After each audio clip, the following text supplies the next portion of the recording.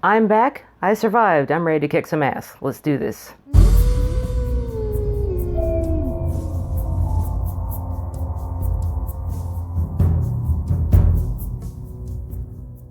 What's up, YouTube heathens? Welcome to my moon energy forecast for the week of August 30th to September 5th. We're starting off the week with the moon in the third quarter, from the 30th to the 1st, which means the energies from the moon are even weaker now as it approaches the new moon phase, and more than likely will put a strain on our own energies. We may also find it a bit harder to maintain our motivation during this phase. Oh great, like I don't have enough problems with keeping motivation. Motivation?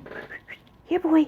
Where are you? Focusing more on acts of self-care will help see you through this time of stale energy. Obviously, it is not recommended to start new projects at this time. The moon will move into the waning crescent from September 2nd to the 5th. During that time, our energy is at its weakest, and we may have a sense that a phase is coming to an end. If it can be avoided, it is advised not to make a fresh start during this time. It is, however, a great opportunity for us to look inward, to reflect on what has and hasn't been working for us, and to work on letting go of what no longer serves us. That includes addictions. The moon will be in Gemini from the 30th to the 31st. While under this sign, we are more likely to don our thinking caps a little more, and also the desire to engage in conversation more often.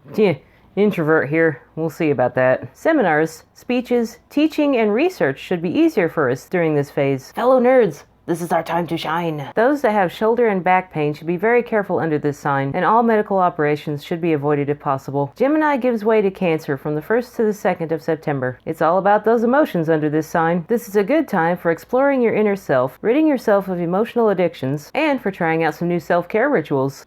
Like I need an excuse for that. It is also a good time to pull out those tarot cards since our intuition may be a bit stronger. Be mindful of the possibility of being more sensitive to events and other people during this time. It is recommended to avoid medical operations dealing with the reproductive system, stomach, mucous membranes, lymphatic system, and the sternum. We enter into Leo from the 3rd to the 4th of September. Leo comes roaring in as it always does, full of creativity, cheerfulness, and generosity. We may feel the need to be approved by others and to be super productive. These days are perfect for managing group projects and leading the pack. On the flip side though, watch out for possible ego bursts and jealousy. Those that have heart problems should be very careful under this sign, and all medical operations dealing with the heart should be avoided if possible. And finally, we end the week with Virgo on the 5th. This is an excellent time to focus on your health, to organize your spaces and your life, and to deal with those projects that require concentration to detail. The tendency to be a perfectionist may arise, and because of that, we may want to postpone giving out criticism until the next phase. Otherwise, it may come off a bit more harsh than you intended. We should try to watch what we eat under this sign and try to avoid heavy foods due to digestive sensitivity increasing during this sign. All medical operations dealing with the digestive system should be avoided if possible. August 30th to the 31st are good days to start a diet for medical operations, to wax unwanted hair, to hit that spa and get a massage and a tan, to treat ailments of the feet, dental treatments, picking flowers. I wish someone would pick me some flowers. To get rid of garden pests and weed the garden, to harvest and dry seeds, cut firewood,